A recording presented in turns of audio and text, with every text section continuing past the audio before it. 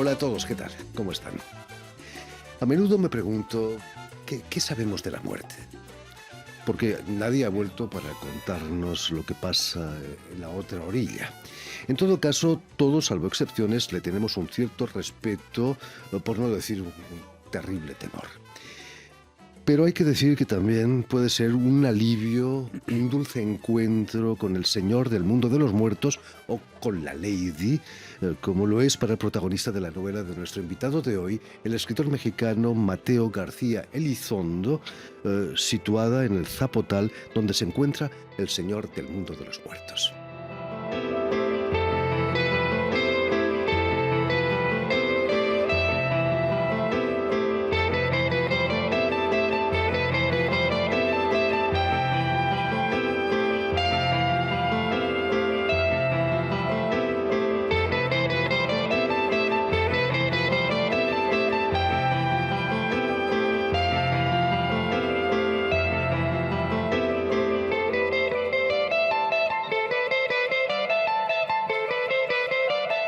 Muy buenas tardes, Mateo García Elizondo.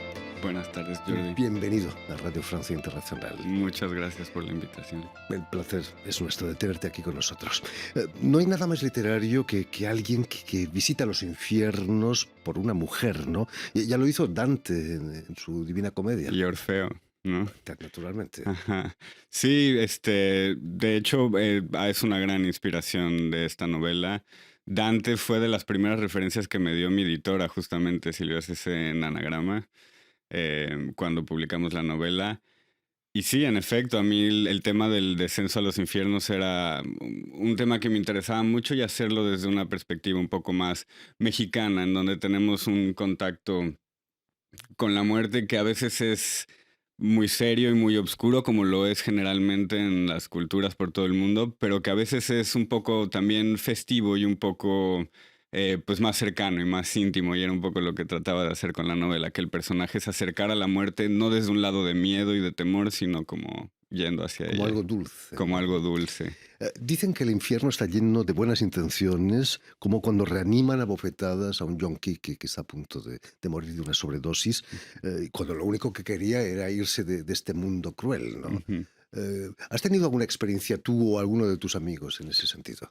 Pues poco antes de escribir esta novela yo estaba en contacto con algunos amigos que sí habían estado como en ese mundo y que me contaban muchas historias sobre sus experiencias, muchas de las cuales terminaron en la novela. Esa fue parte de mi investigación, digamos, para la novela. Más que nada leer literatura y investigar un poco sobre los efectos y el contexto, pero las conversaciones con mis amigos definitivamente fueron una fuente de información invaluable. Permíteme, Mateo, que recuerde a nuestros oyentes que has nacido en la Ciudad de México Ujú, en 1987, ujú, pero que va a ser en Londres donde realizas estudios literarios y de periodismo. ujú, Era inevitable dedicarte a la literatura con los ancestros que tienes. ujú, Recordemos que tu abuelo paterno es García Márquez y tu abuelo materno ujú, Salvador Elizondo. ujú. No había otra. Sí, pues de cierta manera sí, en mi familia todos nos dedicamos, muchos nos dedicamos a contar historias, otros tantos nos dedicamos en general al arte. Mi hermano es músico, mi hermana es actriz, mis padres son artistas gráficos y fotógrafos. Y sí, yo desde muy joven pues crecí alrededor de los libros, alrededor de la literatura, y era algo que me encantaba. Para mí, a mí me hicieron creer que contar historias era un oficio noble. Y entonces pues me gusta y me apasiona y es a lo que he terminado dedicándome. Ahora ya no sé hacer nada más, entonces en estas estamos. Es un oficio noble, ¿no? Claro, No lo pones en duda. a mí no, no, definitivamente creo que pues las historias tienen, quizás hoy en día es de lo que más tenga poder como para comunicar ideas y para quizás cambiar conciencias de cierta manera. Aunque mi padre me reñía diciendo, no me cuentes historias. Ajá. Se dice eso. Se dice mucho y se le quita mucho valor a la literatura y a las historias. Y eso es creo que lo que hacen muchos padres cuando uno dice quiero ser escritor, te dicen, no, a mi abuelo le decían pues comerás papel, ¿no? Pero pues creo que ahora ya se reconoce mucho más el valor de las historias, y con la pandemia lo vivimos, ¿no? Era que nos salvó la vida durante la pandemia también eran mucho las historias que nos rodeaban. Naturalmente. ¿Qué relación tuviste con tu abuelo Gabo? Con Gabo, He visto pues alguna era... fotografía con él, ¿lo conociste? Sí, sí, claro, pues era mi abuelo, no sé, es rara esa pregunta porque pues cuál es la relación que tenemos con nuestros abuelos, son pues seres cercanos que nos enseñan, que nos guían, que nos pues, muy entrañables, muy cariñosos, ellos vivían muy cerca de la casa, entonces yo lo veía con frecuencia. Muchos más condescendientes que nuestros padres a menudo, ¿eh? Sí, son mucho más permisivos y lo dejan a uno ser más travieso, definitivamente. ¿Tu relación fue más intensa con tu abuelo materno, Salvador Elizondo, o no? Fue más o Falleció. menos igual. Salvador falleció un poco antes, cuando yo estaba más adolescente, pero tuve una época de buena relación con Salvador en la que lo visitaba y hablábamos de libros y de literatura. Por desgracia, ninguno de los dos llegó a leer esta novela, que me habría encantado que lo hicieran. Naturalmente, quién sabe si algún día Ah, quizás, quizás. ese contacto con el mundo de los muertos. Exactamente. Hablando de muertos, es cierto que ya de niño te interesabas por la literatura de terror. Es Edgar Allan cierto, Poe. sí, pues yo empecé leyendo, yo creo que las primeras lecturas que recuerdo muy entrañables fueron Edgar Allan Poe y Horacio Quiroga, que, o sea, que es como la literatura que me fue a mí enamorando de contar historias. Poco después, pues también el cine y el cine de terror siempre me ha encantado. Pero sí, yo siempre he tenido como esa vena un poco oscura. Me gustan las historias de terror, me gustan las historias de muerte y de fantasmas. En particular, creo que los fantasmas tienen algo muy entrañable que no solo da miedo, sino que también tienen algo de triste y tienen algo justamente como de entrañable y provocan compasión, de cierta manera. ¿Fue eso lo que te llevó a estudiar a Londres? Quizás esa tradición de la literatura británica de misterio, de terror. Definitivamente la literatura británica fue un gran atractivo. Creo que en esa época a mí mucho lo que encontré en Inglaterra fue un curso podía cursar letras inglesas y escritura creativa, que fue algo que en ese momento no encontré en ningún otro lugar. Y a mí en ese momento me interesaba mucho escribir en inglés también para como separarme un poco de la tradición en español, en donde ya estaba un poco colonizada por los ancestros, pero creo que uno escribe más a gusto en su lengua materna y fue donde me terminé acomodando. ¿Qué te interesó del periodismo? ¿Has publicado a menudo? Un poco, sí. Empecé mi trayectoria un poco en el periodismo antes de migrar hacia el cine. No sé, para mí el periodismo, y esto mucho también lo decía mi abuelo, era una manera como de aprender a escribir, de una manera clara, concisa, eficaz, transmitir y contar una historia. Entonces yo estudié todo lo posible, todo lo que me llevara a aprender a contar una historia, traté de estudiarlo. Entonces estudié letras inglesas y escritura creativa y más tarde estudié periodismo y lo practiqué un poco, justo más bien como en este afán de aprender a contar historias. Y luego también estudié guionismo y más bien lo que me fue atrapando fue el guionismo y las películas. Precisamente vas a ser el guionista de la película Desierto, premiada en el Festival de Toronto. Vamos a ver el tráiler. What are you doing out here, sir? You lost? Just doing a little hunting. I have a son in the United States. That's where I'm going.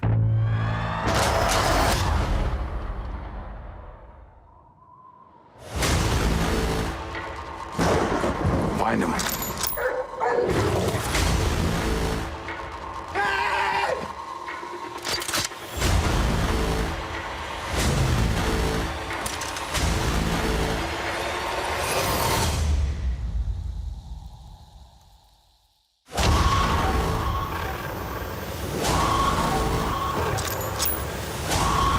Una película de terror, desierto, que recuerda en cierto modo la región de Comala, ¿no? Donde Juan Rulfo sitúa a su Pedro Páramo. De cierta manera, sí. O sea, esa fue una historia que desarrollé con Jonás Cuarón a principios de los 2020. Y sí, queríamos una historia que sucediera en un lugar en donde no había seres humanos, en donde en realidad uno de los personajes más importantes de la historia es el mismo desierto y la aridez y la dureza del desierto. Y pues sí, es una historia que al final acabó estando clasificada como historia de terror, aunque nosotros lo que queríamos era más hacer una historia de aventuras y de emoción, digamos, un thriller.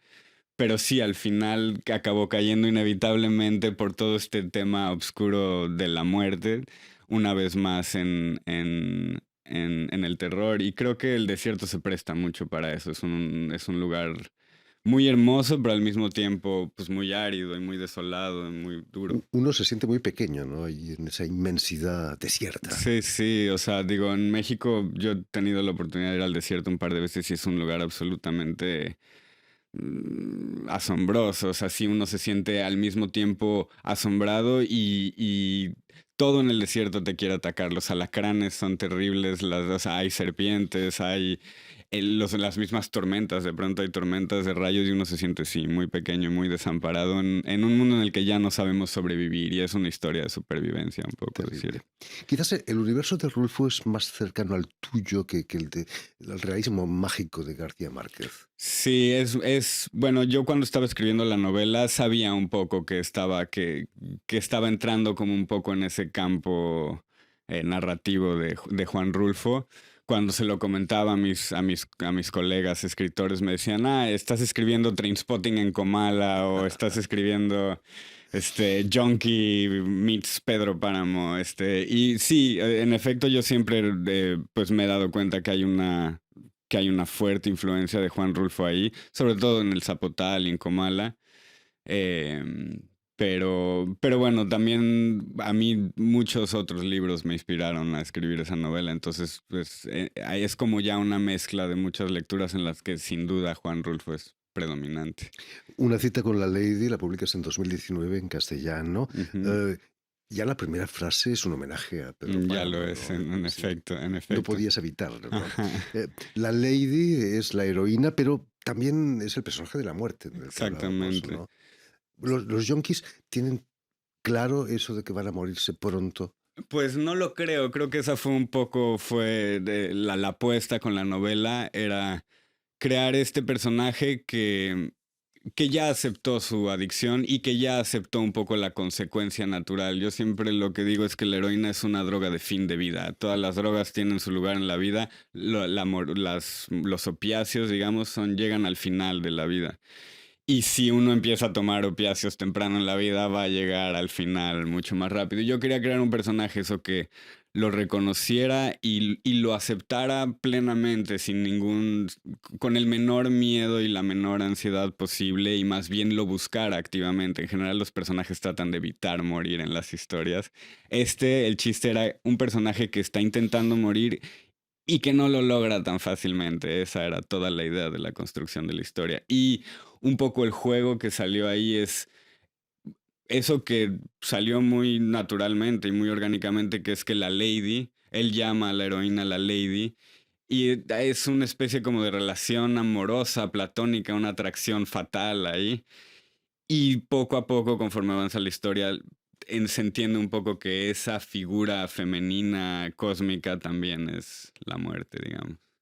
El protagonista no solo toma heroína, toma opio, fuma opio. Ujú, Es algo muy romántico, ¿no? Los fumaderos de opio, no sé ujú, si en Londres había, pero en ujú. China seguro. Muchos escritores fumaron opio. Sí, ¿No sí. tienes miedo que den ganas de probar el opio a la gente que no, que lea tu libro? No creo, la verdad no creo sinceramente que leyendo el libro se antoje mucho fumar opio porque, digo, al mismo tiempo, sí, digo, toda la gente que toma estas drogas las describe como un placer inmenso y traté de guardar eso en la novela, pero también las consecuencias, digamos, de consumirlas están muy claras también en la novela. Entonces, digo, ya cualquier persona que quiera entrar en eso lo hace en plena conciencia de las consecuencias, me imagino. Mateo, el protagonista recibe la visita de fantasmas que le encargan cosas, una venganza, Ujú, buscar un tesoro escondido bajo un árbol. ujú, Incluso especula en dedicarse profesionalmente a la necromancia. ujú. eh, el poner en contacto el mundo de los muertos con el de los vivos. Ujú. Existen necromantes, ¿no? Realmente. Sí, claro, y en México se encuentran bastante comúnmente, o sea, y yo he encontrado a gente que con mucha naturalidad te admite que ve a los muertos y ya sea lo hacen profesionalmente. Generalmente los que lo hacen profesionalmente, eso es más bien puede Dudoso. llegar a ser una estafa, pero hay mucha gente que no lo hace profesionalmente y que hablan con mucha naturalidad del contacto con los muertos, sobre todo en México. Y en México tenemos el Día de los Muertos, que es cuando los muertos como que se borran un poco las fronteras entre los mundos y los muertos vienen a visitar a los vivos y los vivos visitan de cierta manera a los muertos. Y sí, digo, con esta historia yo lo que quería era un personaje que ya estuviera mucho más cerca, digamos, de la muerte que de la vida. En general los personajes están vivos y coleando, pero este personaje ya estaba mucho más cerca de la muerte y es por eso que ya su entorno se vuelve un entorno más fantasmático, mucho más cercano de los muertos que de los vivos. Tiene algo de estético casi, ¿no? El sexo ya no le importa, la comida menos, Sí, toma yogur sí, solamente, sí, es sí. lo único que puede digerir. Quizás, ¿recuerda también la película de Buñuel, Nazarín? No la recuerdo. Es una asceta que vive en el desierto, Ajá. precisamente. En fin, por cierto, Sir Arthur Conan Doyle, en pleno Ujú, Londres victoriano, era ujú, adepto al espiritismo, ujú. a pesar de que era el padre de Sherlock Holmes, lo más Sí, racionalista posible, ¿no? sí. Estaba de moda en aquella época, ¿no? Sí, sí, de la literatura inglesa tiene mucho de todos estos temas, porque también está De Quincey, por ejemplo, que escribió, que fue una de las lecturas importantes para este libro. Y sí, en efecto, en toda esa época había toda una corriente espiritista que traté un poco de transgiversar con la novela, pero sí, en efecto, la literatura inglesa tiene mucho de eso, tiene el fantasma de Canterville, o sea, Por como todo, o supuesto. sea, como sí, mucha más cultura de los fantasmas, por ejemplo, de la que percibo aquí en Francia, por ejemplo. Estaba pensando en Dorian Gray y su Ajá, retrato. sí.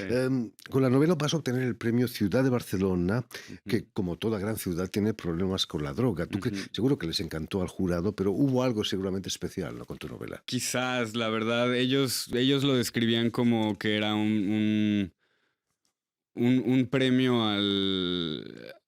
como la temática del buen morir.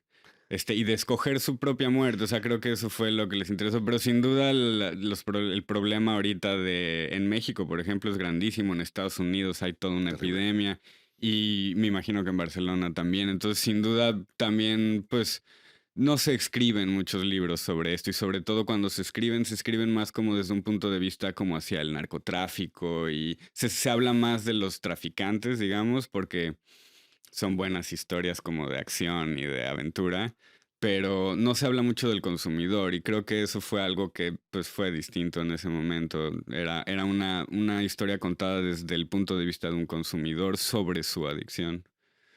Como decíamos, tu novela acaba de ser traducida por la editorial francesa Maurice Nadeau. Ujú, Me imagino que tiene algo de especial ser traducido al francés.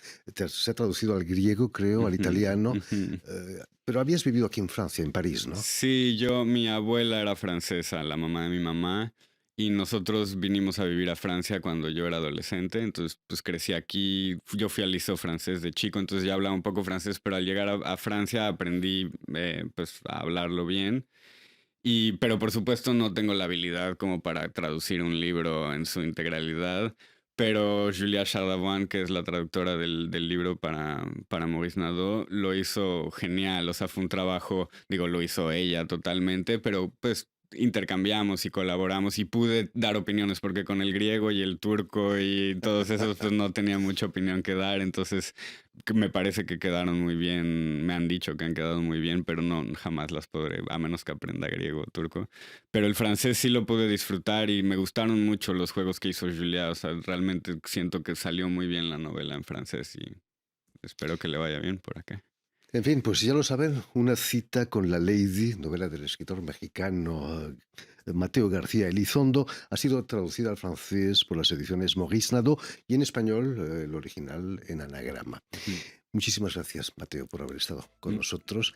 Permíteme también que dé las gracias a Suel Kedir y a Jérémy Boucher, quienes se han ocupado hoy de la realización del programa, y también saludar a nuestros telespectadores que nos siguen en toda América Latina, en la Ciudad de México, seguro que también, gracias a la cadena Unión Continental Latinoamericana, que es la cadena de la OEA, la Organización de Estados Americanos, y también una red que se llama TAL, que reúne televisoras universitarias y públicas de América Latina. No, pues muchas gracias por la invitación, Jordi. Es un placer estar aquí. A ti por Gracias. tu amabilidad.